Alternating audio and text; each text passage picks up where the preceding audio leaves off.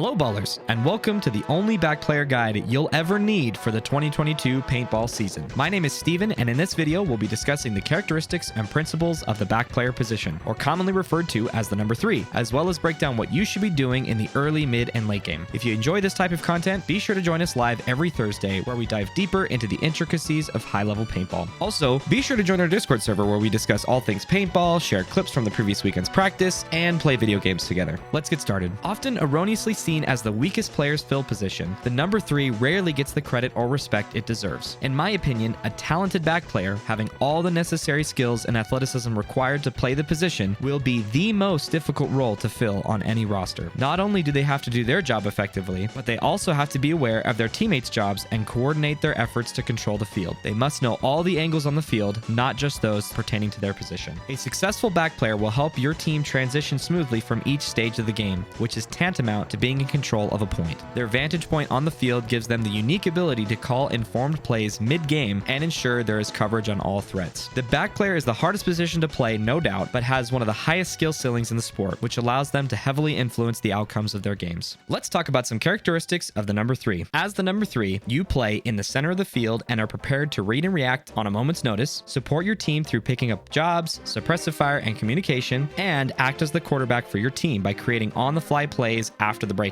Because of this, the back player is usually your loudest and clearest communicator, having one of the highest paintball IQs on the team. Some principles of the number 3 are that you must have a coordinated game plan and know everyone's job before you walk onto the field. Knowing what everyone is doing will help you know which jobs to cover in the case that you lose teammates off the break. Connect the communication across your team and ensure no one is doing the same job, and do all within your power to stop your opponents from advancing up the field, or in other words, shoot as much paint as possible. The early, mid, and late game can be broken up into 3 distinct parts, with each part being contingent on how in control you are in any particular point. Keep in mind that when we talk about these distinct parts, they're all happening within seconds of each other, if not at the same time. The higher up the divisional ranks you go, the faster your decision making will need to be. In the early game as the number 3, you need to delay setting up at the start box for as long as possible. Concealing where you're shooting until the last second will prevent your opponents from countering your aggression. Telegraphing which side of the field you're pressuring will give a smart team the intel they need to survive the breakout, either by having their front player pull up short, taking a different route, or by having the number 2 shoot back at you. Try to avoid giving them this intel for as long as possible. Once the point has started, you need to control the field as quickly as possible by preventing your opponents from advancing while relaying the information you're collecting and hearing. You prevent your opponents from advancing by either shooting paint into a zone or by directly challenging a player's positioning, the latter being much more difficult and risky. This is called picking up a job. Containing one player in particular, usually the front player, is what you'll spend the majority of the early and mid game doing. Once the dust of the breakout has settled, usually within the first 5 to 10 seconds of the point, you need to scan the field to see who on either side was eliminated, if any, and make a decision. Do I plug a hole in our positioning, push our advantage, or hold steady where I'm at? If you choose to move, it's very important that you hand your job off to someone else before doing so. Otherwise, you run the risk of giving up the containment you've established on their front player. This decision to plug a hole or push an advantage is made based on who you eliminated and who you lost in the breakout. We cover this topic in greater detail in the breakouts and game plans video, so if you're interested, click the link in the card above. For the sake of this video, however, remember that you're trying to win the point. You're not trying to not lose. This almost always means that you want to push your advantage by flipping the field on your opponents rather than plugging the holes in your positioning. As soon as you've established some kind of control of the field, you've entered the mid game. In the mid game as the number 3, you need to connect both sides of the field and find out what's threatening your teammates' positioning or stopping their progression. Successful pushes are made within 2-man operations, with the number 3 supporting those pushes. Knowing which pushes to support, how long to hold a zone, or give a job to a teammate and move is the tricky part of playing the number 3 successfully. Your decision-making skills at this point in the game will improve over time with practice and experience. Once you've established a connection with both sides of the field, you need to piece together all of the information you've gathered and find your win condition. Keep in mind that win conditions can be broader than any singular point. For example, let's say you're up 3 points with 2 minutes left in the series. After the breakout, both teams have 4 players remaining and neither with advantaged positions over the other. Your win condition would be to plug the hole in your positioning and drag the point out for as long as possible. Or let's say the series is 3-4 with plenty of time left. After the breakout, you eliminated a player on the snake side of the field and have superior positioning as a result. Your win condition would be to flip the field on your opponents by supporting the snake side push. Hopefully, you get an idea of what it means to find your win condition. If you have more questions about win conditions, be sure to tune into our live streams and join the Discord server link below. Once you've pieced together what your win condition is, you've entered the late game. In the late game as the number 3, you you need to execute on your win condition while staying in control of the field. A very common mistake, even in high-level paintball, is to incidentally give up control of certain parts of the field by dropping the zone you were holding, especially after you eliminate a player from that zone. This happens when players stop communicating and as a result aren't connected on which jobs they are holding. It is the responsibility of all positions to hold control of the field, not just the number 3. While executing on your win condition, you need to stay hyper aware of sneaky plays that will topple your entire game plan. Again, sneaky plays can be countered if all players are working to control different parts of the field and remain watchful of the middle throughout the point. As you work with your team to close out the point, remember to keep up your communication by having conversations with your teammates. Don't just say where your opponents are. Tell your teammates what they're doing, where they're shooting, etc.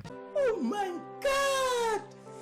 Wow! You just won a point for your team by effectively playing the number 3. Remember that your success in this position is directly linked in how well you connect your teammates to one another and find and execute on your win conditions. Thanks for watching. If you enjoyed the video, be sure to like and subscribe so you won't miss when we drop our next video. Also, don't forget to check out our Discord server in the description below where you can discuss paintball or play video games with like-minded individuals. I look forward to seeing you guys in the next video, but until then, stay safe and have a good one.